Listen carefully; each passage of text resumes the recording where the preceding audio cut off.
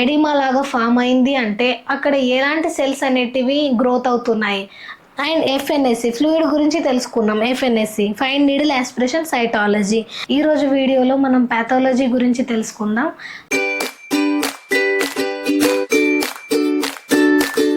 Hi friends, welcome to medical media tech channel. నిన్నటి వీడియోలో మనం మైక్రోబయాలజీ గురించి తెలుసుకున్నాం కదా. ఈరోజు వీడియోలో మనం పాథాలజీ గురించి తెలుసుకుందాం. పాథో అని అంటే డిసీజ్, లాజీ అంటే స్టడీ.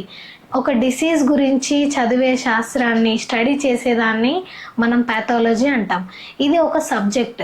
పాథాలజీ అని అంటే చాలా గ్రూప్స్ వాళ్ళకు పాథాలజీ సబ్జెక్ట్ అనేది ఉంటుంది.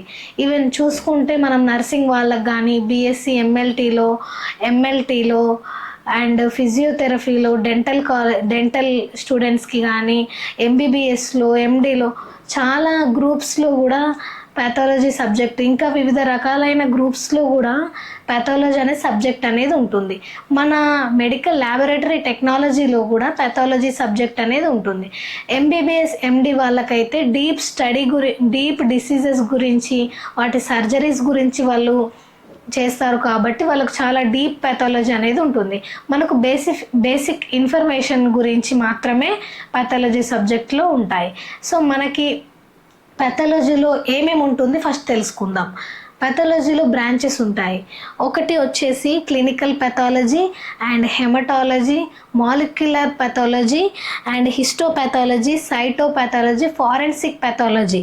ఇలా మనకు పాథాలజీలో బ్రాంచెస్ అనేవి ఉంటాయి. ఇప్పుడు క్లినికల్ పాథాలజీలో మనం ఏమేమి టెస్ట్ చేస్తాము. ఇప్పుడు నిన్నటి వీడియోలో మనం మైక్రోబయాలజీ అంటే మైక్రో ఆర్గానిజమ్స్, సూక్ష్మ జీవుల గురించి తెలుసుకున్నాం కదా. ఇప్పుడు పాథాలజీ అంటే సేమ్ టెస్ట్ ఉంటుంది, కానీ సెల్స్ గురించి తెలుసుకుంటాం. అంటే కణాలు అంటే మీకు ముందు ప్రీవియస్ కొన్ని వీడియోస్లో షార్ట్గా ఇన్ఫర్మేషన్ చెప్పాను కదా. మన బాడీ ఫామ్ కావాలి అని అంటే ఒక కణం నుంచి 2 కణాలు, 2 నుంచి 4, 4 నుంచి 8, 8 నుండి 16 అలా మల్టిప్లై అయ్యి ఒక ఆర్గాన్ కానీ, ఆర్గాన్స్ నుండి మల్టిప్లై టిష్యూస్ ఫామ్ అయ్యి, కణాలు, కణజాలాలు ఆర్గాన్స్గా ఫామ్ అయ్యి హ్యూమన్ బాడీ అనేది ఫామ్ అయింది. సో మనము కణాలలో కణం అంటే సెల్, ఆ సెల్స్ గురించి మనం అధ్యయనం చేస్తాం కాబట్టి పాథాలజీలో సెల్స్ గురించి, మైక్రోబయాలజీలో సూక్ష్మ జీవుల గురించి, బ్యాక్టీరియా గురించి మైక్రోబయాలజీలో. సో ఇప్పుడు క్లినికల్ పాథాలజీలో వచ్చేసి సేమ్ టెస్ట్ ఉంటాయి. మ్యాక్సిమం బయోకెమిస్ట్రీలో ఉండేటి, మైక్రోబయాలజీలో ఉండేటి పాథాలజీలో ఉంటాయి. కానీ బయోకెమిస్ట్రీలో వచ్చేసి మనము రసాయన శాస్త్రం గురించి, అంటే అదే టెస్ట్ వచ్చేసి దాంట్లో షుగర్ ఉందా, ఏముంది, కెమికల్స్ గురించి. మైక్రోబయాలజీలో వచ్చేసి మన సూక్ష్మ జీవుల గురించి. పాథాలజీలో వచ్చేసి సేమ్ టెస్ట్, కానీ దాంట్లో మనకి ఏం తెలుసుకుంటామంటే సెల్స్ గురించి. సో క్లినికల్ పాథాలజీలో స్టూల్ ఎగ్జామినేషన్ ఉంటుంది, సెమెన్ ఎగ్జామినేషన్ ఉంటుంది అండ్ వివిధ రకాలైన ఎగ్జామినేషన్స్ అనేవి ఉంటాయి. ఎగ్జాంపుల్గా స్టూల్ కానీ, యూరిన్ కానీ, సెమెన్ కానీ, ఇలా ఎగ్జాంపుల్గా.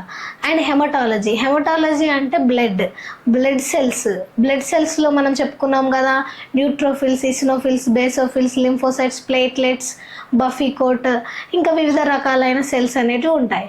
ఆ సెల్స్ గురించి, ఆ సెల్స్లో మనకి ఇంత షేప్ ఉండాలి, ఇంత సైజు ఉండాలి అని ముందే డిసైడ్ అయి ఉంటుంది మన బాడీలో. కానీ సెల్స్ డ్యామేజ్ అయినాయా, వేరే క్యాన్సర్ సెల్స్ ఏమైనా ఉన్నాయా, సెల్స్ షేప్ అవుట్ అయిపోయినాయా అని తెలుసుకుంటాం. కాబట్టి హెమటాలజీలో సెల్స్ గురించి అధ్యయనం చేస్తాం. ఆర్బీసీస్ ఎంత పర్సంటేజ్ ఉన్నాయి, డబ్ల్యూబీసీస్ ఎంత ఉన్నాయి, న్యూట్రోఫిల్స్ సైజ్ కరెక్ట్ ఉందా, న్యూట్రోఫిల్స్లో కొన్ని సందర్భాలలో మనకి క్యాన్సర్ ఫామ్ అయితే కానీ, లేకపోతే వేరే ఇన్ఫ్లమేషన్ ఏమైనా వచ్చినట్లయితే న్యూట్రోఫిల్ షేప్ అనేది మారిపోతుంది, ఇంకా ఎక్కువ మల్టిప్లై అవుతాయి, వేరే సెల్స్ అనేటివి, క్యాన్సర్ సెల్స్ అనేటివి మల్టిప్లై అవుతాయి. సో ఎలా ఉంది సెల్ అనేది స్మియర్ చేసి చూస్తాం. కాబట్టి సెల్స్ గురించి మనము హెమటాలజీలో బ్లడ్ సెల్స్ గురించి తెలుసుకుంటాం. అండ్ సెరిబ్రో స్పైనల్ ఫ్లూయిడ్ కానీ, ఏంటంటే ప్లూరల్ ఫ్లూయిడ్ కానీ, పెరికార్డియల్ ఫ్లూయిడ్ కానీ, ఇలా ఫ్లూయిడ్స్, సెరిబ్రోఫైనల్ ఫ్లూయిడ్ ఇలా ఫ్లూయిడ్స్ గురించి మనం తెలుసుకుంటాం. సైటోపాథాలజీలో వచ్చేసి అంటే FNSC fine needle aspiration cytology. అంటే మనకు ఏదైనా బాడీలో ఒక గడ్డ అయింది, లేకపోతే స్వెల్లింగ్ వచ్చింది, ఎడిమా లాగా ఫామ్ అయింది అంటే అక్కడ ఎలాంటి సెల్స్ అనేటివి గ్రోత్ అవుతున్నాయి? నార్మల్గా సెల్స్ అనేటివి గ్రోత్ అవుతున్నాయా, లేకపోతే క్యాన్సర్ సెల్స్ ఏమైనా ఉన్నాయా అని, అది ఎలాంటి టైప్ ఆఫ్ సెల్స్ అనేటివి అధ్యయనం చేస్తాం. కాబట్టి సైటోపాథాలజీలో మనము ఫైన్ నీడిల్ యాస్పిరేషన్ అనేది చేస్తాము. ఫైన్ నీడిల్ అంటే ఆ వచ్చిన ఇన్ఫ్లమేషన్ వచ్చిన ప్లేస్లో సూది పరీక్ష, చిన్న సూది ఒకటి తీసుకొని ఆ సూది ద్వారా మనం అక్కడ ఉన్న ప్రదేశం వాపుగా ఉంటుంది కాబట్టి అక్కడ నుంచి ఒక ఫ్లూయిడ్ కలెక్ట్ చేసి దాన్ని ఒక 2 స్లైడ్స్ తీసుకొని, స్టెరైల్ స్లైడ్స్ తీసుకొని ఒక డ్రాప్ వేసి స్మియర్ అనేది చేసి దాన్ని స్టెయినింగ్ చేసి మైక్రోస్కోప్లో చూసినట్లయితే అది ఎలాంటి సెల్స్ అనేటివి ఫామ్ అయినాయి, గుడ్ సెల్స్ ఉన్నాయా, లేకపోతే నార్మల్ డిసీజే తగ్గిపోతుందా, లేకపోతే క్యాన్సర్ సెల్స్ ఏమైనా ఉన్నాయా, అది ఐడెంటిఫై చేసేది సైటోపాథాలజీ. ఇప్పుడు మనం క్లినికల్ పాథాలజీలో బేసిక్ టెస్ట్లు సెమెన్ కానీ, స్టూల్, యూరిన్ టెస్ట్లు. హెమటాలజీలో హీమ్ అంటే బ్లడ్. సో బ్లడ్ గురించి, బ్లడ్లో ఏమేమి సెల్స్ ఉన్నాయి అది తెలుసుకున్నాం. సైటోపాథాలజీలో ఎఫ్ఎన్ఏసి, మన గడ్డ అయినప్పుడు, వాపు వచ్చినప్పుడు, ఎక్కడైనా ఇన్ఫ్లమేషన్ ఉన్నప్పుడు అక్కడ నుండి మనం ఒక ఫ్లూయిడ్ తీసుకొని, బోన్ మ్యారో నుంచి కూడా ఒక ఫ్లూయిడ్ తీసుకొని, లంగ్స్లో అయినా ఎక్కడ ఇన్ఫ్లమేషన్ ఉంటే అక్కడ నుండి ఫ్లూయిడ్ తీసుకొని స్టడీ చేస్తాం సైటోపాథాలజీలో. సో ఇప్పుడు వచ్చేసి ఫారెన్సిక్ పాథాలజీ అంటే మన అటాప్సిస్ చేస్తాం, అది లీగల్గా. సో ఎవరైనా చనిపోయినప్పుడు అది నార్మల్గా చనిపోయారా, ఏమైనా హత్య చేశారా, సో అది తెలుసుకోవడానికి ఫారెన్సిక్ పాథాలజీ అనేది యూజ్ అవుతుంది.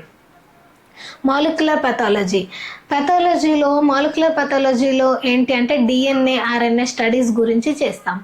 సో మనకి ఏదైనా ఒక డిసీజ్ గడ్డ లాంటిది వచ్చి క్యాన్సర్ ఉంది అని కన్ఫర్మ్ అయిపోయిన తర్వాత అది నెక్స్ట్ జనరేషన్స్కి ఏమైనా వస్తుందా, లేకుంటే మనకు ఇది ప్రీవియస్ జనరేషన్ నుంచి మనకు ఇది సంభవించిందా, ఎలా ఉంది అని డిఎన్ఏ, ఆర్ఎన్ఏ స్టడీస్ నుంచి మాలిక్యులర్ ఇంకా వివిధ రకాలైన టెస్ట్ల గురించి మనం మాలిక్యులర్ పాథాలజీలో తెలుసుకుంటాం. హిస్టోపాథాలజీలో ఏం తెలుసుకుందామంటే గడ్డలు మనకు ఒక సర్జరీ చేసి ఆ లివింగ్ బాడీ నుంచి ఒక పర్సన్కి ఎక్కడైనా లివింగ్ బాడీలో ఫైబ్రాయిడ్స్ కానీ గడ్డలు కానీ ఏర్పడినప్పుడు ఆ టిష్యూను తొలగించడం. ఆ టిష్యూ అపెండిక్స్ పెరిగితే కానీ, లేకపోతే గాల్ బ్లాడర్లో ఇన్ఫ్లమేషన్ అయ్యి పూర్తిగా డ్యామేజ్ అవ్వడం కానీ, లేకపోతే థైరాయిడ్ గ్లాండ్ కానీ, వివిధ రకాలైన మన బాడీలో ప్రతి ఒక్క పార్ట్లో కూడా ఏదైనా ఇన్ఫ్లమేషన్ జరిగి పాడైపోయినప్పుడు దాన్ని మనం తీసి ఇదేమైనా క్యాన్సర్కి సంబంధించిన గడ్డనా, నార్మల్దేనా తెలుసుకోవడానికి. ఒకవేళ ఫైన్ నీడిల్ యాస్పిరేషన్ చేసి సైటాలజీలో ఫైన్ నీడిల్ యాస్పిరేషన్ చేసి దాంట్లో క్యాన్సర్ సెల్స్ కనిపిస్తే ఆ గడ్డను అనేది రిమూవ్ చేసి హిస్టోపాథాలజీ ల్యాబ్కి అనేది పంపిస్తారు. హిస్టోపాథాలజీ ల్యాబ్లో మనం ఆ గడ్డ ఎంత సైజు ఉంది, ఎంత లోపల ఏమైనా ఫైబ్రాయిడ్స్ ఉన్నాయా, దాంట్లో ఇంకా మల్టిపుల్ ఫైబ్రాయిడ్స్ ఉన్నాయా, ఎలా ఉంది అని మనం డీప్ ఎగ్జామినేషన్ అనేది చేస్తాం. దీనికి ఎండి పాథాలజిస్ట్ వాళ్ళు, డాక్టర్స్ మాత్రమే దీన్ని మనకు ఎగ్జామిన్ చేసి చిన్న బిట్స్ లాగా, ముక్కల్లాగా ఇస్తారు. ఆ ముక్కను మనము ప్రాసెసింగ్ చేయాల్సింది ఉంటుంది. ఆ ప్రాసెసింగ్లో వచ్చేసి కంప్లీట్గా ప్రాసెసింగ్లో ఆల్కహాల్స్లో కానీ, జైలిన్స్లో, వ్యాక్స్లో అలా డిప్ చేసి మనం హిస్టోపాథాలజీ ఎగ్జామినేషన్ చేసి దాన్ని కట్టింగ్ చేసి స్లైడ్ పైన చూసినట్లయితే దాంట్లో క్యాన్సర్ సెల్స్ ఉన్నాయా, ఏ స్టేజ్లో క్యాన్సర్ ఉంది, లింఫ్ నోడ్స్ ఏమైనా ఉన్నాయా అది తెలుసుకోవడానికి హిస్టోపాథాలజీ అనేది యూజ్ అవుతుంది. సో పాథాలజీలో ఫాదర్ ఆఫ్ పాథాలజీ అంటే రుడాల్ఫ్ విర్చో అని ఆయన ఈ పాథాలజీ సబ్జెక్ట్ డిసీజెస్ గురించి చదివి పాథాలజీ గురించి మనకు ఇంప్లిమెంట్ చేశారు కాబట్టి వాళ్ళను ఫాదర్ ఆఫ్ పాథాలజీ అని అంటాము. So investigations, urine test, semen test చెప్పుకున్నట్టుగా మనం ఇప్పటి వరకు మనం యూరిన్ టెస్ట్, సెమెన్ టెస్ట్ ఇవన్నీ చెప్పుకున్నాం. అండ్ ఒక పాథాలజిస్ట్ మాత్రమే కాకుండా మన ఎంఎల్టీలో ఏమేమి టెస్టులు పాథాలజీలో చేస్తాం, బేసిక్గా ఏం చేస్తాము, మనకు ఏమేమి అవసరం, మనకు అవసరమైన డిపార్ట్మెంట్లు వచ్చేసి clinical pathology, histopathology and haematology. చాలా మందికి క్లినికల్ పాథాలజీ అండ్ హెమటాలజీ గురించి ఐడియా ఉంది. హిస్టోపాథాలజీ వచ్చి కొన్ని మెడికల్ కాలేజ్లో కానీ లేకపోతే ఆంకాలజీ ఇన్స్టిట్యూట్లో కానీ ఈ హిస్టోపాథాలజీ అనేది సబ్జెక్ట్ అనేది ఉంటుంది.